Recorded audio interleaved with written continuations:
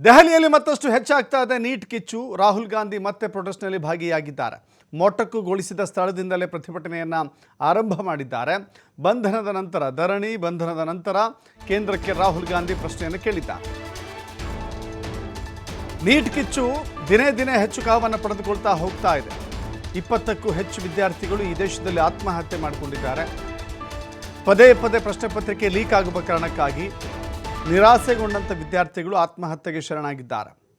ಬಹು ಕನಸಿರುತ್ತೆ, ಬಹು ವಿದ್ಯಾರ್ಥಿಗಳ ಕನಸಿರುತ್ತೆ, ಪೋಷಕರ ಕನಸಿರುತ್ತೆ, ವೈದ್ಯರಾಗಬೇಕು ಅಂಥೇಳಿ, ವೈದ್ಯ ಪದವಿಯನ್ನು ಪಡೆದುಕೊಳ್ಳಬೇಕು ಅಂತ ಹೇಳಿ. ನೀಟ್ ಪರೀಕ್ಷೆಯನ್ನು ಮಾಡಿದ ಬಳಿಕ ಎಷ್ಟೆಲ್ಲ ಅಕ್ರಮಗಳು ಅವಾಂತರಗಳು ನಡೆದಿದೆ ಅಂತ ಹೇಳಿದ್ರೆ ಆ ನೀಟ್ ಪರೀಕ್ಷೆ ಪದ್ಧತಿಯನ್ನು ರದ್ದು ಮಾಡಬೇಕು. ಜೊತೆಗೆ ಯಾರು ಶಿಕ್ಷಣ ಸಚಿವರಿದ್ದಾರೋ ಅವರ ವಿರುದ್ಧ ಕ್ರಮವನ್ನು ತೆಗೆದುಕೊಳ್ಬೇಕು, ಅವರನ್ನು ಸಚಿವ ಸ್ಥಾನದಿಂದ ಪದಚ್ಯುತಿಗೊಳಿಸಬೇಕು. ಆದರೆ ಈಗಲೂ ಕೂಡ ಪದಚ್ಯುತಿಗೊಳಿಸದೇ ಮೊಂಡಾಟ ಪ್ರದರ್ಶನ ಮಾಡ್ತಾ ಇದೆ ಕೇಂದ್ರ ಸರ್ಕಾರ. ಕೇಂದ್ರ ಸರ್ಕಾರದ ವಿರುದ್ಧ ಇದೀಗ ರಾಹುಲ್ ಗಾಂಧಿ ನೇರವಾಗಿ ಪ್ರಶ್ನೆಯನ್ನು ಕೇಳಿದ್ದಾರೆ. ಕೇಂದ್ರಕ್ಕೆ ಹಲವು ಬೇಡಿಕೆಗಳನ್ನು ಇಟ್ಟಿದ್ದಾರೆ. ನೀಟ್ ಪ್ರಶ್ನೆ ಪತ್ರಿಕೆ ಸೋರಿಕೆ ವಿವಾದಕ್ಕೆ ಸಂಬಂಧಪಟ್ಟಂತೆ ಕೇಂದ್ರ ಶಿಕ್ಷಣ ಸಚಿವ ಧರ್ಮೇಂದ್ರ ಪ್ರಧಾನ್ ರಾಜೀನಾಮೆಗೆ ಒತ್ತಾಯ ಮಾಡಿದ್ದಾರೆ. ಮಾತ್ರವಲ್ಲದೆ ವಿದ್ಯಾರ್ಥಿಗಳ ಮೇಲೆ ವೈರಿಗಳ ರೀತಿಯಲ್ಲಿ ಅಟ್ಯಾಕ್ ಮಾಡಿ, ಹಲ್ಲೆ ಮಾಡಿ, ಲಾಠಿ ಪ್ರಯೋಗ ಮಾಡಿ ಅಶ್ರುವಾಯು ಸಿಡಿಸಿದಂಥ ಗೃಹ ಸಚಿವ ಅಮಿತ್ ಶಾ ಅವರ ವಿರುದ್ಧವೂ ಕೂಡ ಈಗ ಹರಿಹಾಯ್ತಾ ಇದ್ದಾರೆ. ಅವರ ರಾಜೀನಾಮೆಗೂ ಕೂಡ ಒತ್ತಾಯ ಕೇಳಿಬಂದಿದೆ. ಹಾಗಾದರೆ ಕೇಂದ್ರಕ್ಕೆ ಕೆಲವಷ್ಟು ಬೇಡಿಕೆಗಳನ್ನು ಇಟ್ಟಿರುವಂಥ ರಾಹುಲ್ ಗಾಂಧಿ ಆಗ್ರಹ ಮಾಡ್ತಾ ಇದ್ದಾರೆ. ಪ್ರಪ್ರಥಮ ಬೇಡಿಕೆ ಅಂದರೆ ಈ ದೇಶದ ಗೃಹ ಸಚಿವ ಅಮಿತ್ ಶಾ, ಶಿಕ್ಷಣ ಸಚಿವ ಧರ್ಮೇಂದ್ರ ಪ್ರಧಾನ್ ಇಬ್ಬರೂ ಕೂಡ ರಾಜೀನಾಮೆ ಕೊಡಬೇಕು. ವಿದ್ಯಾರ್ಥಿಗಳ ಮೇಲೆ ಹಲ್ಲೆ ನಡೆಸಿದ ಪೊಲೀಸರ ವಿರುದ್ಧ ಕ್ರಮವನ್ನು ತೆಗೆದುಕೊಳ್ಬೇಕು.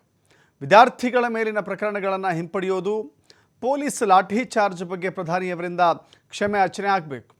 ಸಂಸತ್ತಿನಲ್ಲಿ ಈ ವಿಷಯದ ಕುರಿತಂತೆ ಗಂಭೀರ ಚರ್ಚೆ ಆಗಬೇಕು. ಶಿಕ್ಷಣ ಮತ್ತು ಪರೀಕ್ಷಾ ಸುಧಾರಣೆಗಳು ಆದಷ್ಟು ಬೇಗ ಆಗಬೇಕು ಅಂತ ಹೇಳಿ ಒತ್ತಾಯವನ್ನು ಮಾಡ್ತಾ ಇದ್ದಾರೆ. ಈ ಒತ್ತಾಯ ಎಷ್ಟರ ಮಟ್ಟಿಗೆ ಈ ಒತ್ತಾಯಕ್ಕೆ ಕೇಂದ್ರ ಸರ್ಕಾರ ಮಣಿಯುತ್ತೆ ಕೇಂದ್ರ ಸರ್ಕಾರ ಅಂತ ನೋಡಬೇಕಾಗಿದೆ.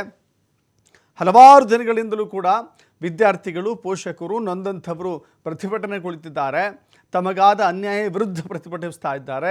ನಮ್ಮದು ಪ್ರಜಾಪ್ರಭುತ್ವ ರಾಷ್ಟ್ರ, ನಾವು ಪ್ರಶ್ನೆ ಕೇಳುವ ಹಕ್ಕಿದೆ, ಪ್ರತಿಭಟಿಸುವ ಹಕ್ಕಿದೆ ಅಂತ ಶಾಂತಿಯುತ ಪ್ರತಿಭಟನೆ ಮಾಡ್ತಾ ಇದ್ದರು.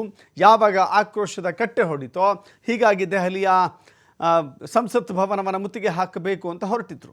ಆ ಸಂದರ್ಭದಲ್ಲಿ ವಿದ್ಯಾರ್ಥಿಗಳನ್ನು ತಡೆ ಹಿಡಿಯುವ ಆ ರೋಷಾವೇಶದ ಕಿಚ್ಚನ್ನು ಯಾರಿಗೂ ಬಗ್ಗಲಿಲ್ಲ, ಅಲ್ಲಿ ಯಾರಿಗೂ ಜಗ್ಗಲಿಲ್ಲ, ಅಲ್ಲಿ ಯಾವ ಪೊಲೀಸರಿಗೂ ಕೂಡ ಎದೆಗುಂದಲಿಲ್ಲ. ಎದೆಯೊಡ್ಡಿದ್ರು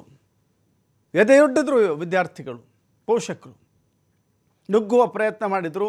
ಆ ಸಂದರ್ಭದಲ್ಲಿ ಪೊಲೀಸರು ಹತೋಟಿಗೆ ತರಬೇಕು ಎನ್ನುವ ಕಾರಣಕ್ಕಾಗಿ ಹಲ್ಲೆ ಮಾಡಿದ್ರು, ಅಶ್ರುವಾಯು ಸಿಡಿಸಿದರು. ಇದು ದೇಶವ್ಯಾಪಿ ಚರ್ಚೆ ಆಗ್ತಾ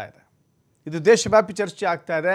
ಇಂಥ ದೇಶದಲ್ಲಿ ನಾವಿರಬೇಕಾ ಅಂಥೇಳಿ, ತಾಯಿ ಹೃದಯ ಇಲ್ಲದ, ಈ ದೇಶದ ನಿವಾಸಿಗಳ ಬಗ್ಗೆ ಕನಿಕರ ಇಲ್ಲದ, ಈ ದೇಶದ ವಿದ್ಯಾರ್ಥಿಗಳ ಬಗ್ಗೆ ಕನಿಕರ ಇಲ್ಲದಂಥ ದೇಶದಲ್ಲಿ ನಾವಿರಬೇಕಾ ಅಂತ ನೋಡಿ. ಎಂಥ ಸಂದಿಗ್ಧ ಪರಿಸ್ಥಿತಿಯಲ್ಲಿ ನಾವು ಬದುಕ್ತಾ ಇದ್ದೇವೆ ಅಂತ ಪ್ರಶ್ನೆ ಮಾಡೋದಕ್ಕೂ ಕೂಡ ನಮಗೆ ಶಕ್ತಿ ಇಲ್ಲ. ಯಾವ ಸರ್ಕಾರ, ನಾನು BJP ಸರ್ಕಾರ ಅಂತಲ್ಲ, ಯಾವ ಸರ್ಕಾರ ಇದ್ದರೂ ಕೂಡ ಇಂಥ ನಡೆಯನ್ನು ಅನುಸರಿಸಬಾರ್ದಾಗಿತ್ತು.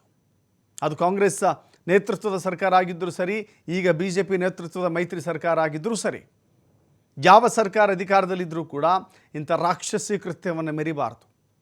ನಾವು ಬೇರೆ ಬೇರೆ ದೇಶಗಳಿಗೆ ಹೋಲಿಕೆ ಮಾಡಿಕೊಳ್ಳುವಂಥ ಸನ್ನಿವೇಶದಲ್ಲಿ ಮೋಸ್ಟ್ಲಿ ಬರೋಕ್ಕೆ ಸಾಧ್ಯವಿಲ್ಲ ಅಂತ ಅಂದುಕೊಂಡಿದ್ವಿ. ಆದರೆ ಈಗ ನೇಪಾಳದಲ್ಲಿ ಏನಾಯಿತು, ದೇಶದಲ್ಲಿ ಏನಾಯಿತು, ನಮ್ಮ ದೇಶದಲ್ಲಿ ಏನಾಗ್ತಾ ಇದೆ ಅಂತ ಅಂತಾರಾಷ್ಟ್ರೀಯ ಮಟ್ಟದಲ್ಲಿ ಚರ್ಚೆ ಆಗ್ತಾ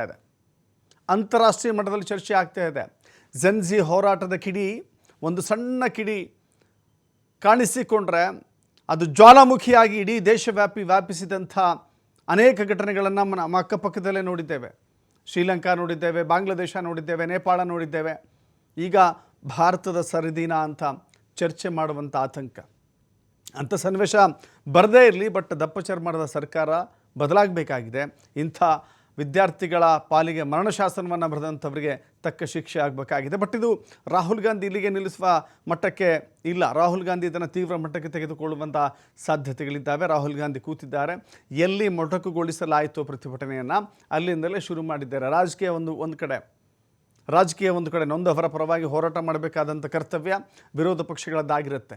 ಆದರೆ ಇಲ್ಲಿ ಕಾಂಗ್ರೆಸ್ ಪ್ರೇರಿತ ಹೋರಾಟ, CJP ಪ್ರೇರಿತ ಹೋರಾಟ ಅನ್ನೋದಕ್ಕಿಂತ ಹೆಚ್ಚಾಗಿ ಮಕ್ಕಳನ್ನು ಕಳೆದುಕೊಂಡಿರುವಂಥ, ಮಕ್ಕಳ ಬಗ್ಗೆ ಪ್ರೀತಿ ಇರುವಂಥ ಪೋಷಕರಿದ್ದಾರೆ, ಮಕ್ಕಳಿದ್ದಾರೆ, ವಿದ್ಯಾರ್ಥಿಗಳಿದ್ದಾರೆ, ಶಿಕ್ಷಕರಿದ್ದಾರೆ.